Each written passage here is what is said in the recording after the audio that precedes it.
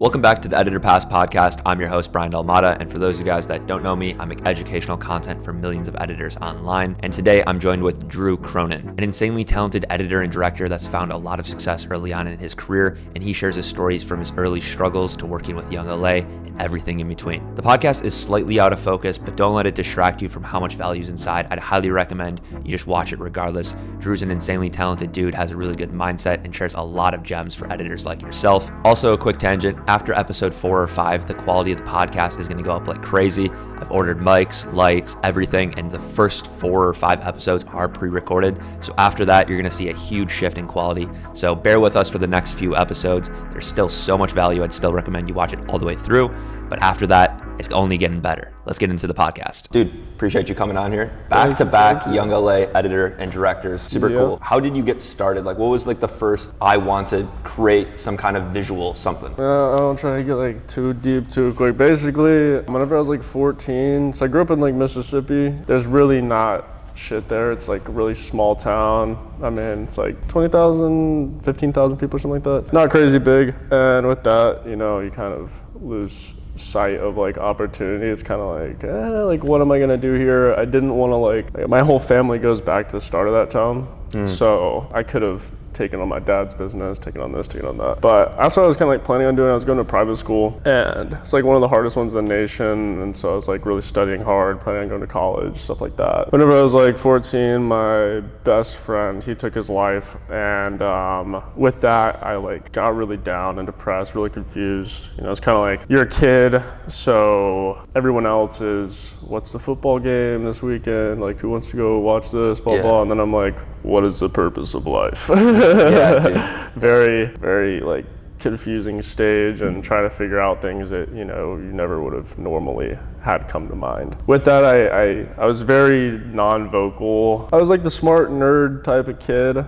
So with my emotions though, it was very much the cycle of like bottling up and then explode, and then bottle up, everything explode. And I didn't have like anything that brought me any type of like happiness at that point, really. Like I was very down, and then I watched this video called Salt by Ollie Ritchie, who's an Australian videographer. I've heard of him, yeah. Yeah. He's really cool, and he's very simple, just videos, cool little storyline, YouTube videos and stuff like that. That's what he was doing at the time. Now he's like college, and then now he's a big director and stuff in Australia. But with all of that, I didn't have a place to like express my emotions, and then I kind of channeled everything into that type of craft because I watched this video, and it just made me see like the joy that is possible in life. And seeing those visuals and the way that it affected me just made me want to kind of like vocalize my own struggles and the way that I was feeling. And I couldn't do that in any other form except through these visuals. I was like, that's a way I could express myself. I don't have to talk to anyone. I can lock myself in my room,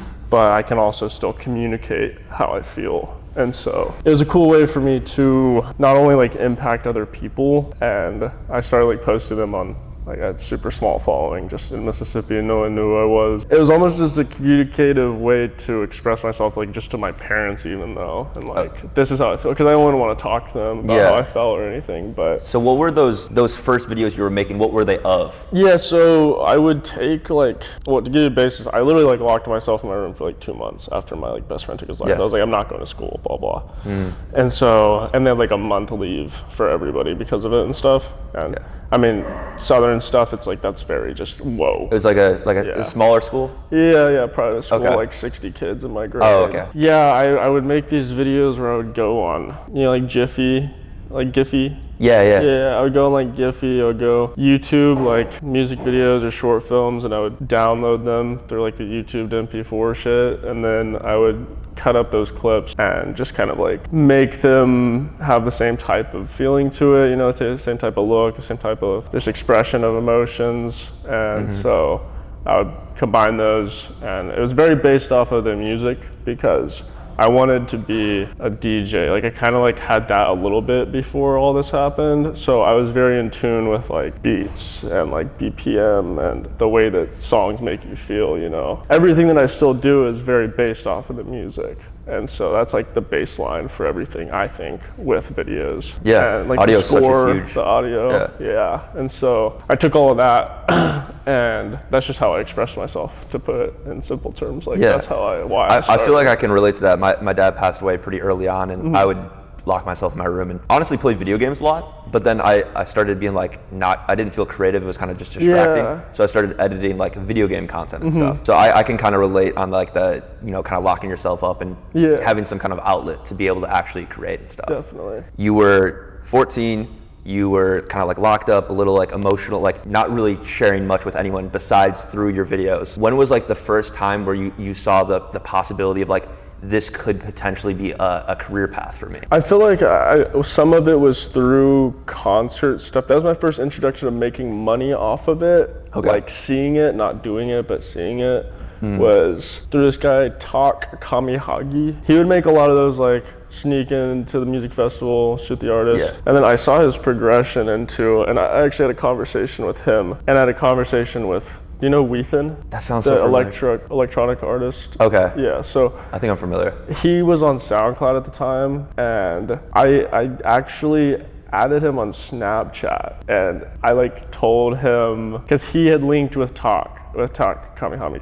Okay. So that's the talk guy's the video guy. So he snuck into those concerts and then got in with Weethan, at least to my knowledge, that I kind of like depicted and seen it. And so I hit up Tak and I was like, dude, like this is something I've always wanted to do. And I've had so many conversations with him, and I'm so grateful for him. I looked at the few days ago, I looked at my DMs, and I had seen all the stuff he had sent me whenever I was just like 14 years old. And I'm like, that's so cool. That's so sick that he took the time to do that. And I like thanked him and stuff, and we're probably gonna meet up and stuff. He lives in LA, but that's amazing. Yeah, like it's so cool. Yeah. He's had such an impact on me, and I've still never met him. But yeah, so I was talking to Tak, and then through that I like saw you were shooting for Weethan. I hit up Weethan. I literally added him on Snapchat, and he had sent me this text that was just, well, I was 14. I was like, dude, like let me come on tour, blah blah. I'm like, give me an opportunity. And of taking course, a 14-year-old on tour, it might be a liability. A liability for sure. But yeah, he was like, I don't remember exactly what it was, but he just said something about like just follow your whatever keeps you in line with your creativity. Like that's what you need to do with your life. And so seeing that also just as a kid like inspired me, like I can make money off of this, and it's something that I don't need to follow the ways of like my family and the ways that like the people I see around me living are. And I was so locked away, like social media was also younger, so like I hadn't really seen anybody around me do it, and then seeing that I'm like, okay, there's an opportunity for me. I just have to get out of this bubble that I'm in. Okay, that makes sense. So you were kind of exposed to the idea of making money around that time. Then like from there, when was like that first step of like maybe your first paid gig or client or commission, whatever you want to call it? So my first paid gig was, I believe I did one wedding for a family friend. But that was like, I didn't really enjoy it as much. But then whenever I did a video for my high school basketball team whenever I was 15, I think I was in 8th grade, so I might have still been 14. So my like quick recap, I went to this private school from like 5th to 9th grade in Mississippi. One of the top one in the nation. It was a super hard school, and they're with that, it's like they don't have the best, sports. It's like except for like golf, swimming, stuff, the wealthier sports. And so then my uncle, he's deaf, but he actually won the Deaf Olympics, got a gold medal in basketball in the Deaf Olympics. Oh wow. And so then he came into this school like 4 years prior to whenever I'm in 8th grade, totally transformed their team. They had never had a winning season since the school started. And since then he had transformed it into, they got into the semifinals for the first time this year in like 4 years. So from never a winning season to semifinals like 4 years in. And so with that, I went to the semifinals game, and then I was like made a little video with my like Canon T6i or something like that, T5i. Dude, I had a T3i, so I think that's actually what it was. It's T3i, yeah. And like my sister, she went on my family's all Mormon, so like she went on a mission. She handed me this camera. I used that camera for this. Like shot a little thingy, put it together. I was literally in the stands and stuff, and then the school was like, "This is like so sick." And I remember the coolest moment was whenever I finished that video. Like the school I went to was K through 12. I mean 5th through 12th was like in the same building and stuff, like campus. And so we were in like the science lecture hall, and I remember sitting there, and it's like glass windows on both sides. I'm sitting there on like this long couch, and then I have the whole basketball team like surrounded around me, and I have my laptop in the middle. And I remember like pressing play, and they were just the whole time like like, holy shit, like, let's fucking go. Yeah. And I'm like 14, I'm That's like, sick. whole basketball team like fucks with me, like, this is so sick. And then, so that one I didn't get paid for, but then because of that, my uncle talked to the school and was like, showed him the video. And they're like, this is like really cool, like insanely talented, like let's get you a little gig, because they ended up winning that semifinals game, so they went to the championship game. I ended up getting paid, I think it was like $400 or something like that. Dude, that's crazy for 15, 14? Yeah, 14, and so I ended up taking that gig, went, shot it, and then they ended up, it was so sick. So I remember we were sitting in, it's a really nice school, so we have like this huge auditorium. It's filled up with everyone 5th through 12th, all the teachers and everything. And then I didn't even know, but the school was like, of course I sent them the video and stuff, and they paid me. They like get everybody together, and we have like, it was like also an Episcopalian school, so we had like these religious things like once a week where we like have, it's like 30-minute thing, and then we have like announcements and stuff like that. And then at the end of the announcements, on like the huge screen, they like played the video. And then I was sick. like this is it, like this is so sick. Everyone's like, let's go, like everyone's just dabbing me up as like I'm leaving the auditorium, and it was just so cool. And that's how I started with, I think it was around that time I changed my name on Instagram to like Drew X Cronin, and then that's like where all that started. So you kind of started like a brand, like because a lot of people have that classic transition from personal to business page later on, but you almost started that like before you were damn near in high school. I wanted it to. How old are you, by the way? I'm 20. I just turned 20. Oh, okay. Yeah. Nice. So I like always wanted to kind of like I want to be famous in a way, not like famous, but like I want people to know who I am. So if I like release something, I want an audience to see it. Like I want some people respected to be in your industry. Yeah, that's a great way of exactly. Yeah. So with that, like from the start, I was like, I don't want this to be something where I see so many talented ass editors, which is, it's very like, I mean, some artists like to be secluded. That's how they are. They like to not be known. So like there's so many editors and stuff that are all over that just don't have any, like no pictures of themselves, nothing about them. And I always wanted to be like, I did this. Like, I want you to see that I did this. It's like a little bit of an ego thing, but like, it's really just, I want people to be able to put that face to it. So I can have the impact that like I found from other people whenever I started, you know? That's one thing that's very clear when you go to your page. You have a very unique aesthetic. You've done a really well, probably like honestly as an editor, like probably the best like brand. Like if I see a video that has like those effects, like I'm like, okay, this like, it doesn't have to say Drew like up there. I'd be like, it's a Drew video or a Drew clone. Like, you know what I mean? Like there's a very clear like aesthetic. So like I was talking with Joe yesterday on the first pod, and we were kind of just talking about the importance of branding and how that can really separate you as an editor, because there are people that can do the same stuff as you, right? But the reason you're able to get in the doors and work with like amazing talented people and stuff, and you know continue to grow your brand, is because of the way you've positioned yourself. You show yourself, you're not afraid to build that story. Like we were talking with Joe, he like, you know, told that story of quitting his job or whatever, and that's like a huge brand element. Like you have like this very interesting and unique aesthetic with your tattoos and just doing cool shit. Like it's not like when you go to your page, you don't just find just gym content. You find a bunch of other like things that you're interested in, and I think that makes people feel more attached to you and like more because of like, they're like, oh, I like, you know, I like the gym, but I also like, you have your motorcycle, I like motorcycles, and then I also like... Just, I want people to know the mindset that can bring you to the point that I'm at in your own way, in your own field. Like it's not something where it's just about the videos, because like everything is about the emotion behind it. And like I love creating the hype stuff only because at this point in my life, I feel like my favorite thing is just showing people not that like I have this, but like you can do this in your own way. And it's all possible through just like a mindset behind it. But if you just see the videos and you see no path to get there, then it's like very discouraging, because it's looking at like you're at 0 and they're at 100. But if you're looking at like my page in a sense, then you can see the progression through all of this, and not just the video progression, but also you see like the clothes that I'm wearing, you see the people that I'm with, you see the people that I'm talking to, you see like the captions, the things that build me to that point where you can tell that it was a very long, slow upward climb. Yeah. It wasn't just boom, and then I delete all the stuff that I did before because this is my best work. But I don't think that's the most important I respect part. that too, because like that's one thing I'm really trying to do with Editor Pass is really just shine light on the different paths and avenues editors and directors can take, because a lot of times their favorite directors and editors don't really have a personal brand. They kind of just post their work and that's it, and then they vanish. It's like, okay, well, what did you do to get to this point?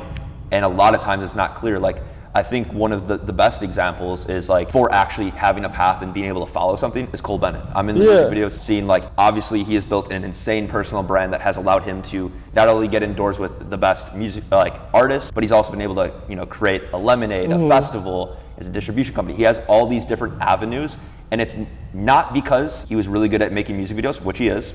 It's because he branded himself and was able to show what it's like to be a music video director, editor, and go on podcasts and conversate and be able to like actually show his lifestyle and build something around what he's actually creating. Definitely. I think you're definitely on the right path, and I think that's one thing I really encourage like all editors to do is start building a brand around your work, not only just your work, right? Like I think you document a lot of like behind the scenes stuff. And I think that's really, really important too, because it's like it just gives a lens into what it's like in your life. It's also just, I look at it as like documentation is like my favorite thing. Like I love just like history is my favorite subject, because I just love how people have over such a long time recorded the changes and the things like that. And I think being able to do that in your own life and just show it to other people is so interesting. And just like I want my kids to be able to like see that, and I want to be the cool dad and the cool uncle, and I want to be the good parent who also like had a life and can share stories. That's amazing, because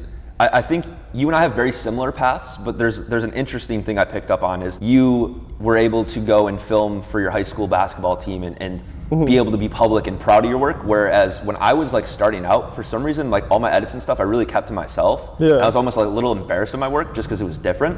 And I remember like some of my teachers being like, oh, you should go shoot the football game or whatever and stuff, and I remember declining it because I was like a little anxious or like scared to. And I understand other editors, because a lot of times when you're an editor, you're someone that's cooped up and you maybe a little bit of an introvert, don't like going out, but it is just so important to put yourself out there, because I was eventually able to break out of that bubble, and I'm still working on it too, like with this content and just like in my content itself. It started in my bedroom just doing tutorials, which I can be completely isolated, and now it's transpired into vlogs and documenting and all that stuff. So like I urge a lot of editors to try to break out of that bubble sooner rather than later, because you will see such a benefit from it, from not only your career path, but I think just like life and socialization 100%. and all that stuff. And it's cool to be able to see like the difference, because like I couldn't imagine me in high school being in an auditorium and everyone watching I would literally have died. Like, you know what I mean? Like I would have died. Like I thought, like what I did in high school, like I'm proud of now, but at the moment for some reason I wasn't like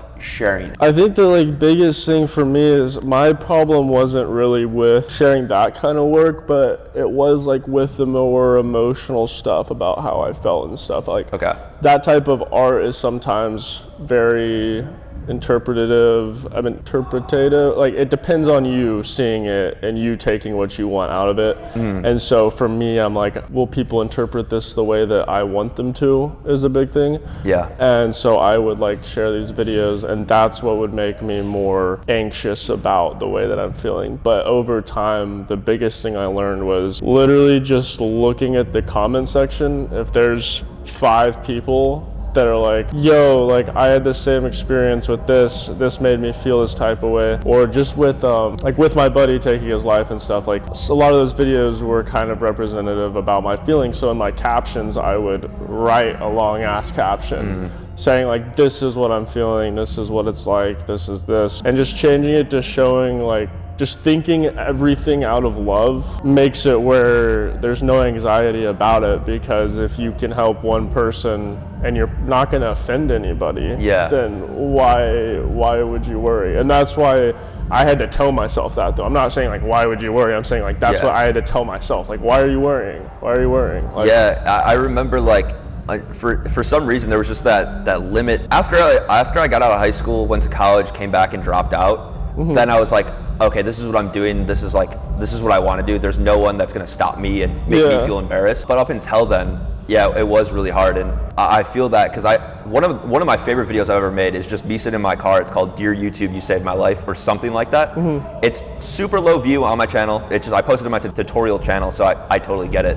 But the comments are amazing because it basically just shows, I just tell my story about like everything, and like how like I was severely depressed, and like YouTube gave me that outlet and been able to like share my story, help other people, make money off it. So it's like I totally get that, like sharing your emotions through whatever, and if you can genuinely help one person, it's super worth it. Yeah, it really is. And like that's the main reason why I'm saying like I want to have that like famous part of my work as well, is just because like I get so many DMs, but I still try to like answer all of them in my free time, just because like I remember being at that point and one person would say one thing to me. Like if I had one videographer that I looked up to, just be like, your work is good, like keep killing it. It's 5 words, 6 words, and it's changed their whole, like it gives them light. Dude, I know. I make it a purpose to go through every DM that's like, you can tell they're being genuine, go through and reply, because I do think it genuinely helps. But before we get too off track, I want to bring it back. So you grew up in Mississippi, but you recently, just like literally like 3 days ago when we're recording this, moved to California from Utah, right? From Utah, yeah. So what made you go out to Utah, and like how did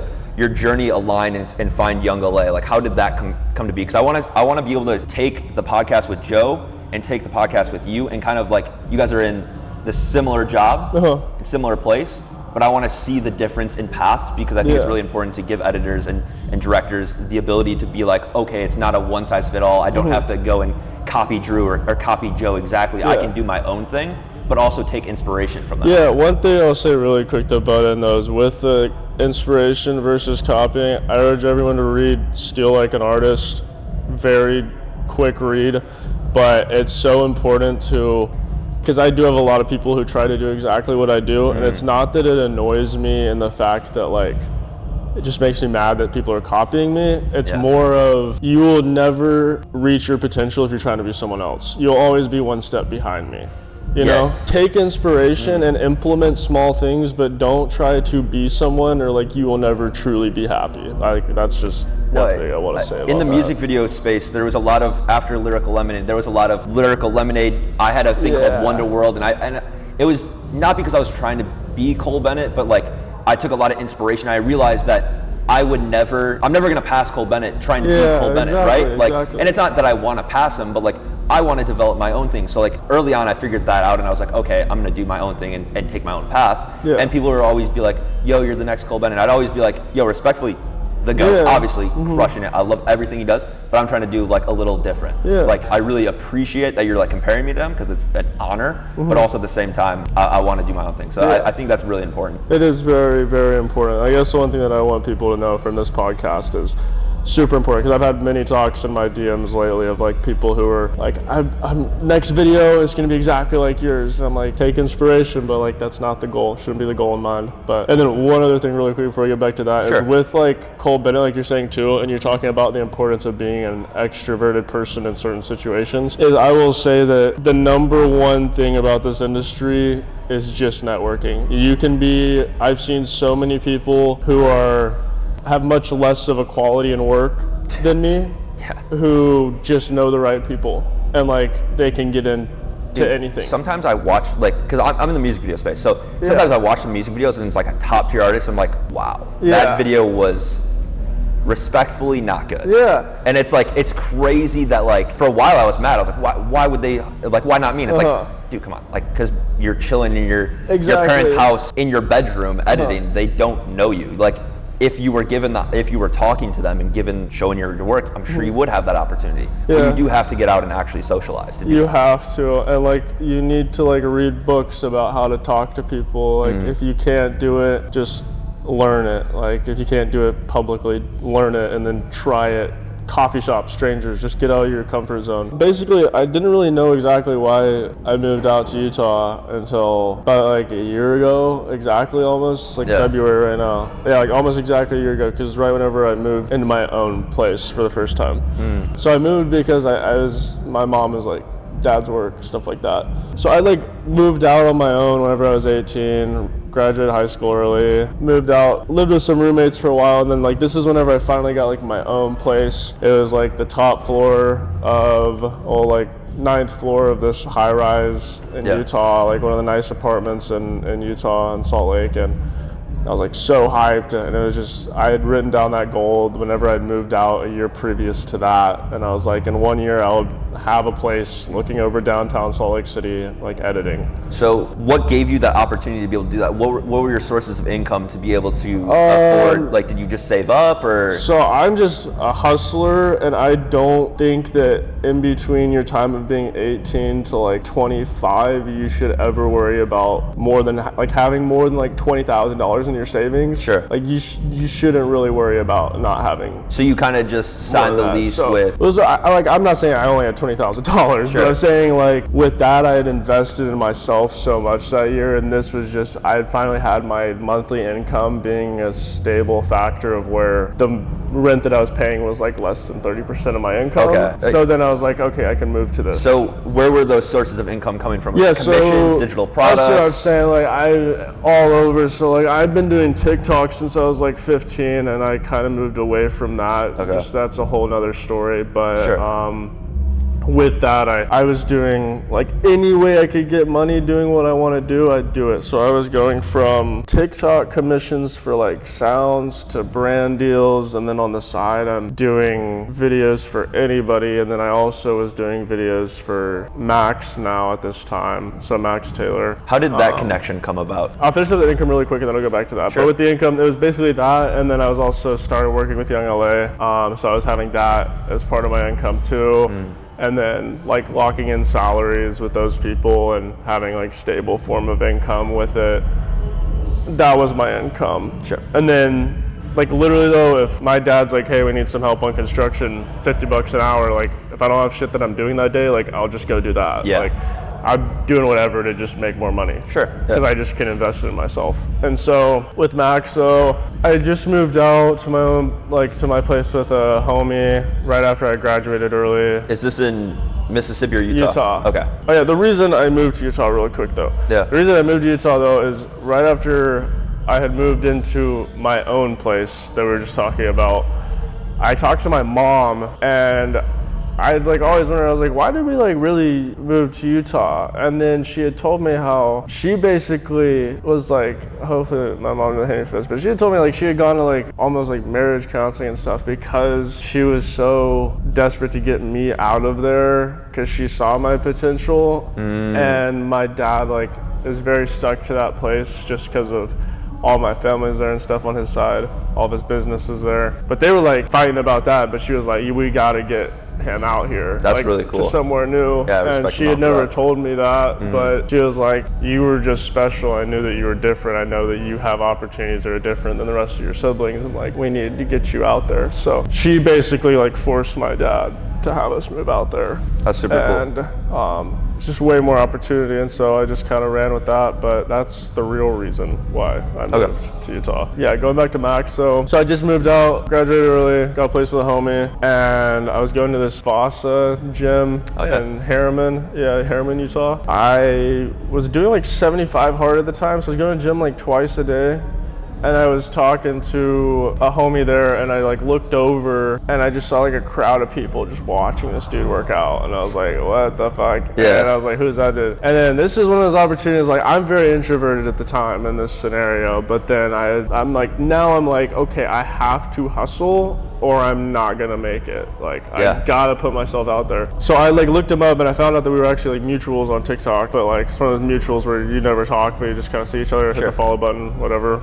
And so I had seen him, and I was like, who's that? And they're like, that's Max. And I like looked him up, saw we were mutuals. I was like, oh, sick. And so then like 2 weeks later, I just like introduced myself to him once I saw him again, just to like get that in. And then another like week later or something, I saw him again, and I was like, okay, now you know who I am. So I do TikTok and stuff, and I'm also a videographer. I'd love to do something for you free of charge. I saw it's where you look for a problem. So I looked at his YouTube, I looked at his socials. I was like, okay, stop posting YouTube like 3 months ago. Yeah. why'd he stop? I don't know. Let's try and figure that out. So I go and I ask him, I'm like, I've never shot a YouTube video. Didn't tell him that, but I hadn't at the time. Yeah. I was like, hey, like, let me try this out. I'll do a free video for you if you like it, and we can see what happens, but like, I'd love to do that for you. So I shot a video for him. I remember it was so funny because I had like my 70 to 180 lens, and I was like running across the gym while I was working out, shooting stuff, and then I'd switch my other lens, come up like right here beside him, click, click, boom, keep moving.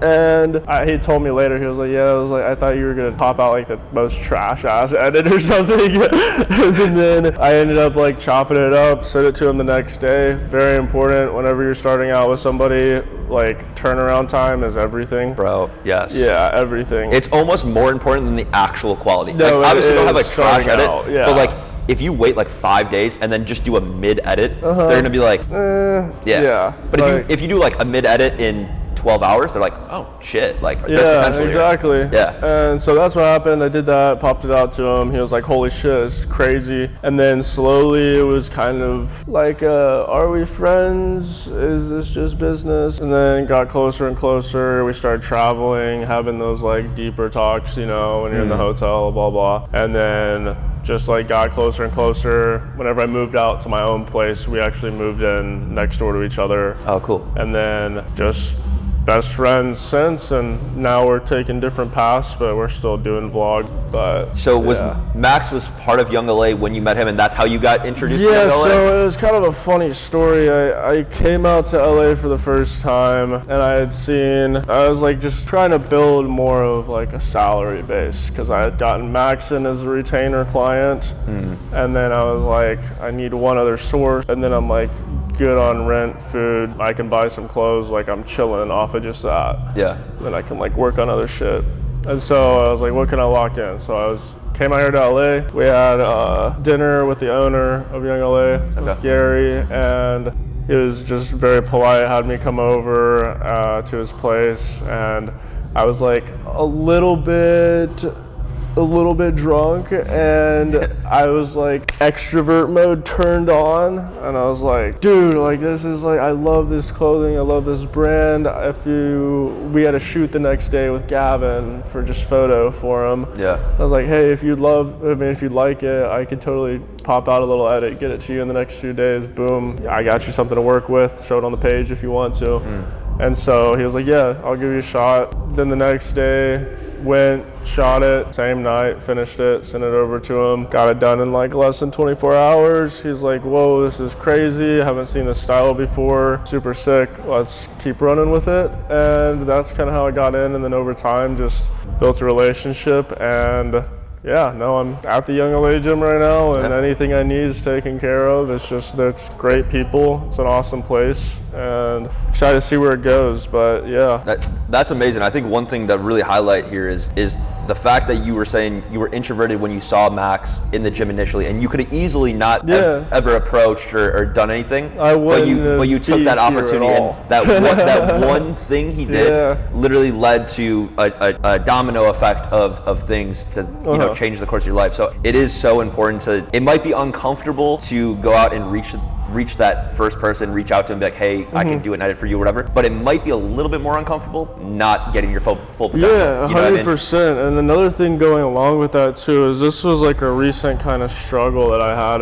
me and Mac had like a little bit of a rough point a little bit ago, just like figuring out things. It's kind of like a 1 year mark, with a girlfriend or something, like you just get tired of things, you have problems, but you just don't want to leave each other, but there's, it's literally like a relationship, but we like worked through it and stuff. And then I told him, I'm like, I know you want to move to Arizona. I like need to do my own thing. I need to move to LA. Like I know I need to do that. Like that's where my potential is. With that, now we're doing like bi-monthly, so we're doing 2 vlogs a month. I'll fly out there, he comes out here. But with that being said, the one thing that I had to struggle with in that situation of trying to the balance between friendship and work is one problem in my brain that kept arising was I need to give him more because he made me. And that was something that kept going in my head. Once I thought about it, I was like, you need to also have the confidence to know that if it wasn't that opportunity, it would have been someone else. And like that's the confidence you need to have in yourself, where you respect the people that help you and have like gotten you to the place you're at, but that's not even the point I'm trying to make. The point I'm trying to make is if I wouldn't have talked to Mac, it would have been someone else, and I'm fully confident in that. I completely agree. Like, don't take it as like you have one opportunity, don't fuck it up. It's like you're gonna have a bunch of opportunities, but take every single one and see which one's the best. Yeah, see which one's the best. And I think like it's really important, like how you said, like you were thinking like you almost owed something to him. But also at the same time, you have to give credit to yourself. He wasn't, when you met him, wasn't posting on YouTube for 3 months. Like you also helped him very much. You know what I mean? Like you gave his content a very unique style and helped him create content. So it was from the outside, it feels like a mutual thing. And it's important to really think about that and not, make yourself feel bad about he is the one that you had success with.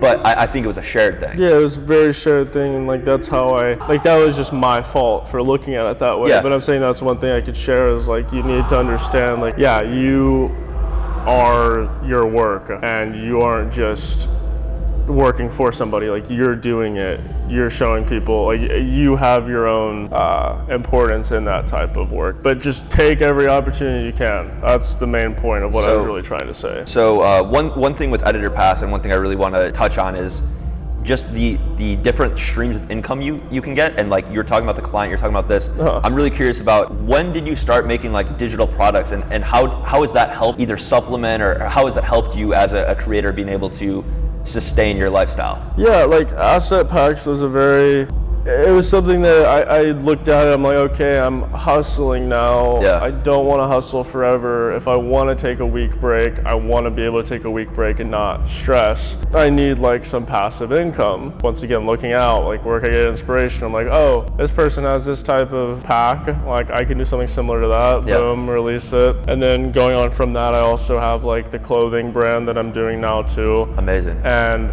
with that too, it's like everything revolves around relationships, because the one thing about like YoungLa is with everybody, like I feel like I'm I'm just kind of friends with everyone. I don't really have I don't have like really any enemies. And with that, it's like everyone is like, my number one thing is, if I serve you, you serve me. Like, I won't serve people that don't serve me back. Sure. So with that, whenever I look at these people and stuff, I'm like, okay, I saw this person has a clothing brand. How did they get it done? I don't know how to do that shit. And changing your perspective into thinking that you have to do everything yourself, instead of just asking people, like, how do you do this? And then you find out that it doesn't take half the work you thought it did.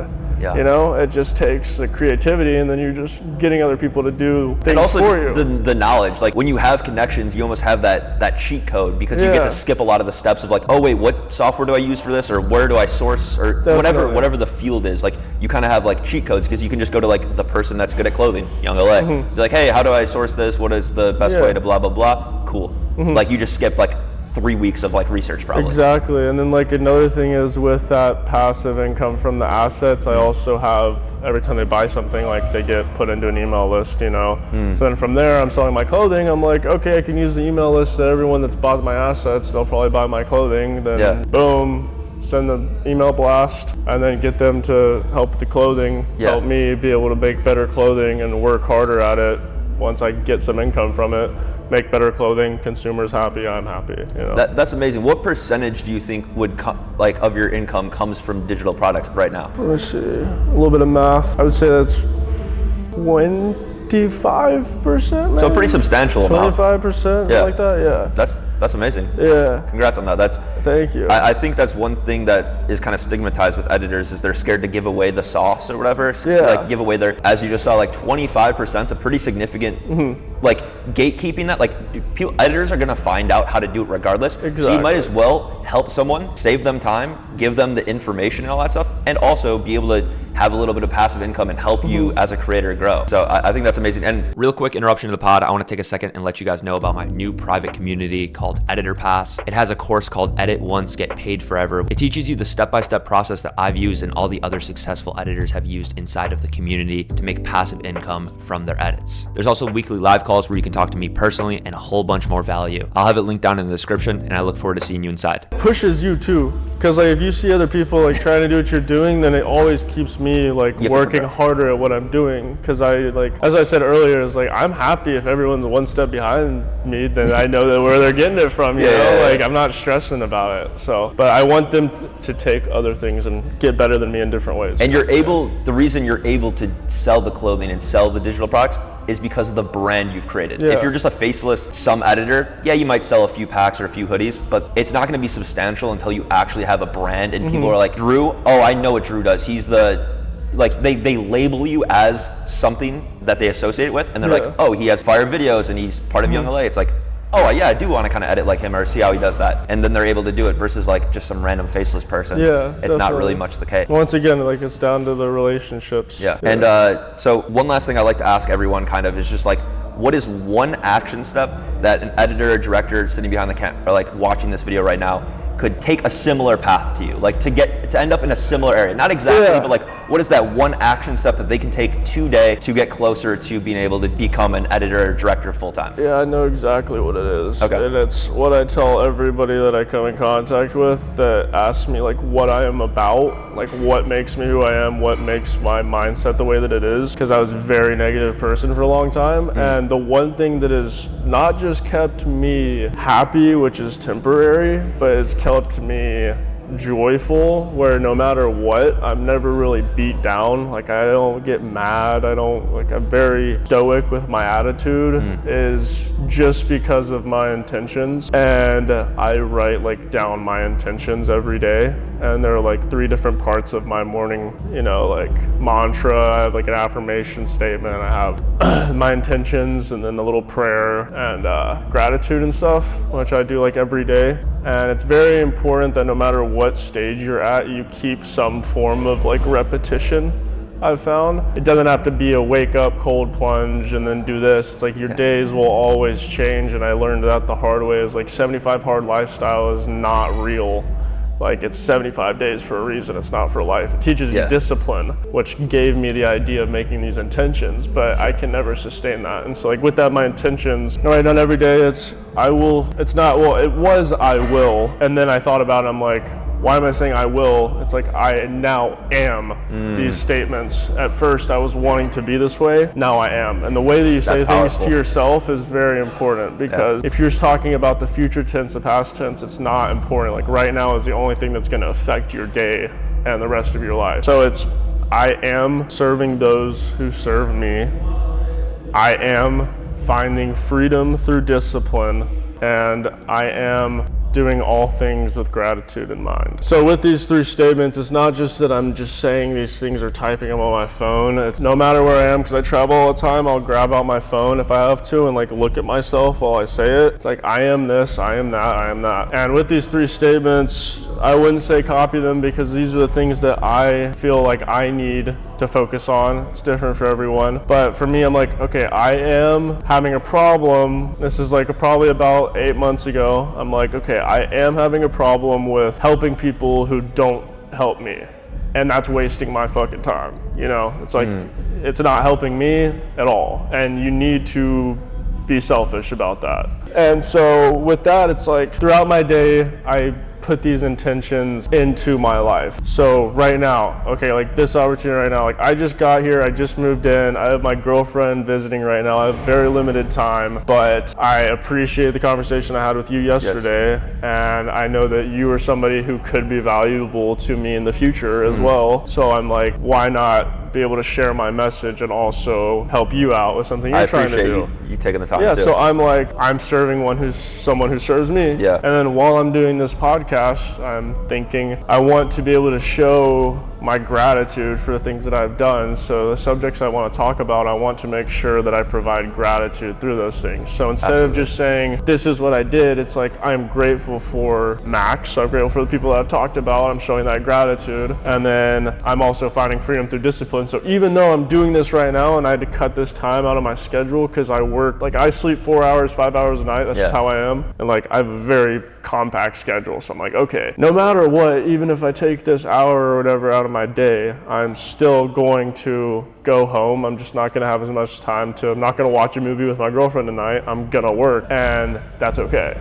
Yeah. And so that's what I'm going to do for the rest of the day. So like it's taking these intentions and not just saying them to yourself or just typing them down, not just looking at yourself while you're doing it, but actually taking it into your situations in your daily life. That's what keeps my mind in the right space, where I feel unstoppable because I know my intentions are aligned with what I want to be and who I believe that I am and can be to other people. So that's kind of like my mindset, that I think it doesn't really matter, like I said, about how good of an editor you are. Like, it doesn't matter about what stage you're at. It doesn't matter if you're 14, if you're 15, if you're 20.